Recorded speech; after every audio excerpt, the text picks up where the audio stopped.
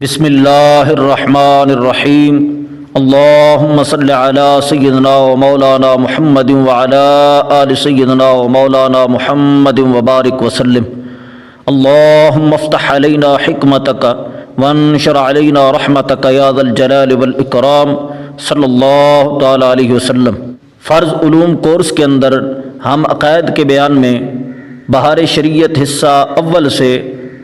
عقائد پیش کر رہے ہیں۔ کل تک ہم نے عقائد متعلقہ نبوت کا بیان پڑھا ہے اور آج ہم ملائکہ کا بیان پڑھیں گے۔ فرشتوں کے متعلق ہمیں کیسے عقیدے رکھنے چاہیے وہ عقائد ارشاد فرما رہے ہیں۔ فرماتے ہیں فرشتے اجسام نوری ہیں، اللہ تعالیٰ نے ان کو یہ طاقت دی ہے کہ جو شکل چاہیں بن جائیں۔ اللہ تعالیٰ نے فرشتوں کو یہ طاقت عطا فرمائی ہے کہ وہ ہر شکل اختیار فرما لیتے ہیں، کبھی وہ انسان کی شکل میں ظاہر ہوتے ہیں اور کبھی دوسری شکل میں۔ وہ نوری مخلوق ہے اور اللہ تعالیٰ نے ان کو یہ طاقت دی ہے کہ وہ ہر شکل اختیار فرما سکتے ہیں۔ عقیدہ نمبر 1، وہ وحی کرتے ہیں جو حکم الہی ہے۔ فرشتے وحی کرتے ہیں جو اللہ تعالیٰ کا حکم ہوتا ہے، خدا کے حکم کے خلاف کچھ نہیں کرتے، نہ قصدن کرتے ہیں، نہ سہون نہ خطاً۔ وہ اللہ تعالیٰ عز و جل کے معصوم بندے ہیں، ہر قسم کے صغائر و کبائر سے پاک ہیں۔ معصوم فقط دو ہستی ہیں، انبیاء اور فرشتے، ان سے گناہ صادر ہو ہی نہیں سکتا، اور یہ اللہ تعالیٰ کی نافرمانی نہ ہی قصدن کرتے ہیں، نہ ہی سہون نہ خطاً، یہ اللہ تعالیٰ کی نافرمانی کرتے ہی نہیں ہیں۔ جس طرح انبیاء کرام معصوم ہیں، ان سے گناہ نہیں صادر ہو سکتا، اسی طرح اللہ تعالیٰ کے یہ فرشتے بھی معصوم ہیں، یہ بھی گناہ نہیں کر سکتے، ان سے گناہ نہیں ہو سکتا، اللہ تعالیٰ کی یہ نافرمانی نہیں کر سکتے۔ خود اللہ تعالیٰ نے بے شمار مقامات پر فرشتوں کی معصومیت کو بیان فرمایا ہے۔ مثلا 28ویں پارے میں سورہ تحریم کے اندر اللہ تعالیٰ فرماتا ہے لا یعصون اللہ ما امرہم ویفعلون ما یؤمرون۔ فرمایا فرشتے اللہ تعالیٰ کی نافرمانی نہیں کرتے، وہ وہی کرتے ہیں جن کا اللہ تعالیٰ انہیں حکم دیتا ہے۔ یہ اللہ تعالیٰ کے حکم کے خلاف نہیں کرتے، جان بوجھ کر بھی اللہ تعالیٰ کے حکم کے خلاف نہیں کرتے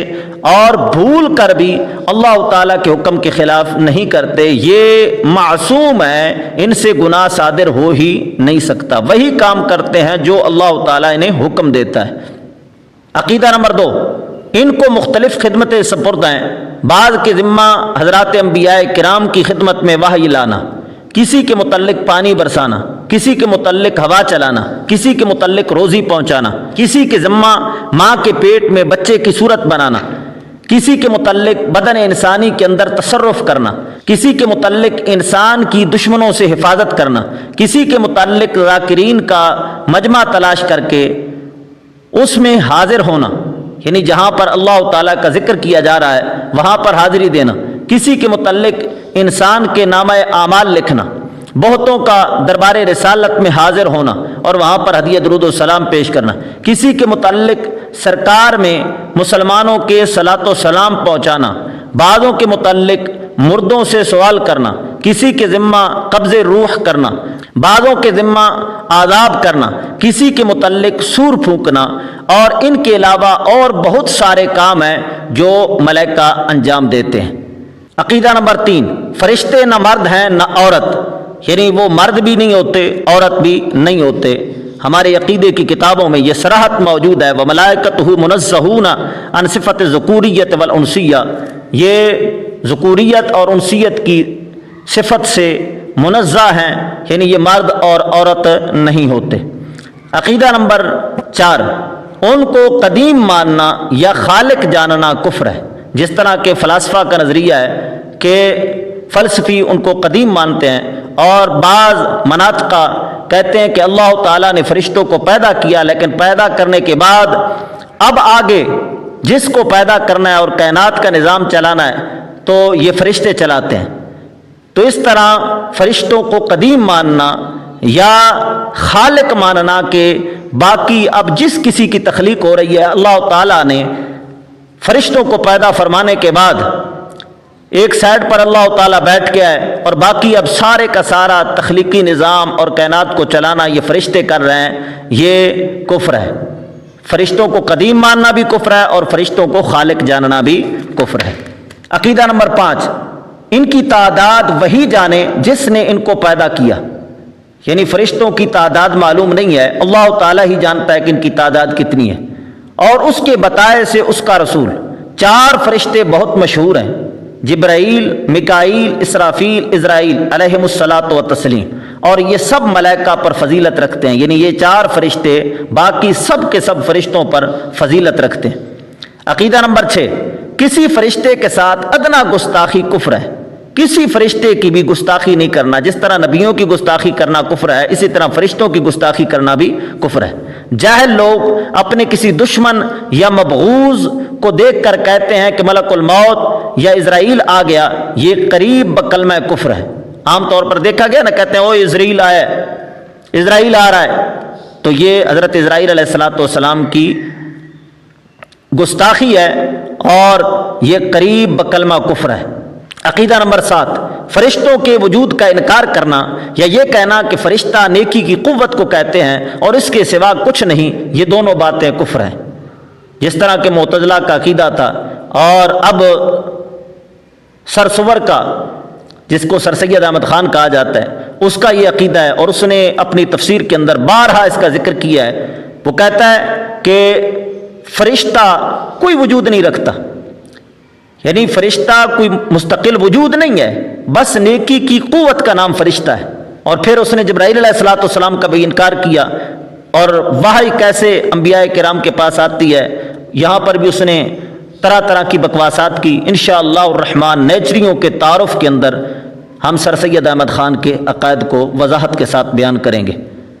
تو فرماتے ہیں کہ جو بندہ فرشتوں کے وجود کا انکار کرے یا کہے کہ نیکی کی قوت کا نام فرشتہ ہے، یہ دونوں باتیں کفر ہیں۔ یہ فرشتوں کے متعلق عقیدہ رکھنا ہے کہ فرشتے اللہ تعالیٰ کی معصوم مخلوق ہیں، وہ اللہ تعالیٰ کے حکم کے خلاف بالکل بھی نہیں کرتے، نہ ہی جان بوجھ کر اللہ تعالیٰ کے حکم کی خلاف ورزی کرتے ہیں، اور نہ ہی بھولے سے ان سے کوئی گناہ صادر ہو سکتا ہے۔ وہ اللہ تعالیٰ کی نافرمانی سے بالکل معصوم ہے۔ شیعوں کا عقیدہ ہے کہ فرشتے بھول جاتے ہیں، مثلا وہ عام طور پر ان کی کتابوں کے اندر یہ بات موجود ہے کہ وہ کہتے ہیں کہ جبرائیل علیہ الصلاۃ والسلام نبوت کا منصب لے کر آئے، اور یہ نبوت کا منصب علی کا تھا، حضرت علی کا منصب تھا نبوت کا، تو جبرائیل علیہ الصلاۃ والسلام نے بھولے سے یہ منصب حضور اکرم صلی اللہ تعالی علیہ وسلم کو دے دیا، تو حضرت علی کرم اللہ تعالی وجہ الکریم نے بھی خاموشی اختیار کی کہ چلو وہ بڑے بھائی ہیں انہی کے پاس رہنے دو۔ وہ کہتے ہیں حقیقتاً حضور اکرم صلی اللہ تعالی علیہ وسلم نبی نہیں ہے، نبوت یہ منصب حضرت علی کا تھا، یہ ان کی کتابوں کے اندر باتیں لکھی ہیں۔ وہ کہتے ہیں کہ یہ منصب حضرت علی کا تھا، حضرت جبرائیل علیہ الصلاۃ والسلام نے بھولے سے حضور اکرم صلی اللہ تعالی علیہ وسلم کو نبوت پیش کر دی، تو حضرت علی نے یہ کہا کہ چلو بڑے بھائی ہیں ان کے پاس رہنے دو، اور پھر بکواس کرتے ہیں کہ یہ بھولے کیوں ہیں، حضرت جبرائیل علیہ الصلاۃ والسلام بھولے کیوں ہیں۔ وہ کہتے ہیں کہ حضرت علی اور حضور اکرم صلی اللہ تعالی علیہ وسلم ایک دوسرے کے مشابہ تھے، اور مثال دیتے ہیں، کہتے ہیں کہ جس طرح کوا کوے کے ساتھ مشابہت رکھتا ہے، اسی طرح حضور اکرم صلی اللہ تعالی علیہ وسلم اور حضرت علی ایک دوسرے کے ساتھ مشابہ تھے، تو حضرت جبرائیل علیہ الصلاۃ والسلام نے بھولے سے نبوت دینی ان کو تھی، دے ان کو گئے۔ اس جملے کے اندر کتنی گستاخیاں ہیں کہ حضور اکرم صلی اللہ تعالی علیہ وسلم کو کوے کے ساتھ تشبیہ دینا، اور پھر کہنا کہ حضور اکرم صلی اللہ تعالی علیہ وسلم کی نبوت اپنی نہیں ہے، ان کو اللہ تعالیٰ نے نبوت کے منصب پر نہیں بٹھایا۔ جس طرح سیدنا صدیق اکبر کے بارے میں کہتے ہیں کہ انہوں نے خلافت کو غصب کیا ہے، اسی طرح حضور اکرم صلی اللہ تعالی علیہ وسلم کی نبوت کے بارے میں بھی ان کا یہی عقیدہ ہے۔ آج قیدیانیوں کے خلاف تو بڑے دھرنے اور ریلیاں نکالی جاتی ہیں کہ یہ وہ ختم نبوت کے منکر ہیں، اور ہم نے ان کو کافر قرار دیا ہے، یہ کیا وہ کیا ہے۔ وہ بھی کافر اور مرتد کہ وہ حضور اکرم صلی اللہ تعالی علیہ وسلم کی ختم نبوت کے منکر ہیں، اور حضور اکرم صلی اللہ تعالی علیہ وسلم کے بعد خود دعوی نبوت کرتے ہیں، وہ بھی کافر و مرتد۔ لیکن یہ اس سے بھی بڑھ کر کافر ہیں کہ وہ کہتے ہیں، مرزائی کہتے ہیں کہ حضور اکرم صلی اللہ تعالی علیہ وسلم بھی نبی ہیں اور اس کے بعد ہم بھی نبی ہیں، یعنی حضور اکرم صلی اللہ تعالی علیہ وسلم کی نبوت کو بھی مانتے ہیں اور پھر کہتے ہیں کہ ہم بھی نبی ہیں۔ اس طرح دعویٰ کرنے والے اگر کافر اور مرتد ہیں تو جو کہتے ہیں کہ حضور اکرم صلی اللہ تعالی علیہ وسلم کے پاس نبوت کا منصب ہے ہی نہیں، یہ چوری کیا ہوا ہے، اور یہ بھولے سے حضرت علی کرم اللہ تعالی وجہ کریم کے پاس نبوت آئی تھی اور حضرت جبرائیل علیہ السلام نے بھولے سے حضور اکرم صلی اللہ تعالی علیہ وسلم کو دے دی ہے، تو ان کا منصب ہی نہیں ہے۔ جو حضور اکرم صلی اللہ تعالی علیہ وسلم کو نبی ہی نہ مانے، بتاؤ اس سے بڑا کافر کون ہوگا؟ لیکن ان کے ساتھ ہمارے یارانے ہوتے ہیں، ان کے ساتھ ہماری مجالس اکٹھی ہوتی ہیں اور ان کے ہم لنگر کھاتے ہیں، ان کی ہم سبیلے چاٹ لیتے ہیں، اور پھر یہ اگر مر جائیں تو ان کے ہم جنازے پڑھ لیتے ہیں۔ اس ختم نبوت کے ڈاکو کے خلاف تو جنگ ہے، لیکن اس کے خلاف جنگ کیوں نہیں ہے؟ یہ پکی بات ذہن نشین کر لیں، کائنات کے اندر اسلام کا نام لیوا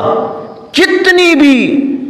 جماعتیں پیدا ہوئی ہیں، جتنے بھی فرقے پیدا ہوئے ہیں، سب سے بڑا اگر کوئی مرتد ٹولہ ہے تو وہ یہی روافض کا ہے۔ انشاءاللہ الرحمن ان کی عقائد کے سلسلہ میں ان کا جب ہم تعارف کرائیں گے اگلے سبق کے اندر تو وہاں پر تعارف کرائیں گے کہ ان کے عقائد ہیں کیا۔ انشاءاللہ الرحمن وہاں پر ہم ان کی کتابوں کے سکین لگا لگا کر بتائیں گے کہ ان کے کیا عقائد ہیں۔ تو خیر، ہم عرض کر رہے تھے کہ ملائکہ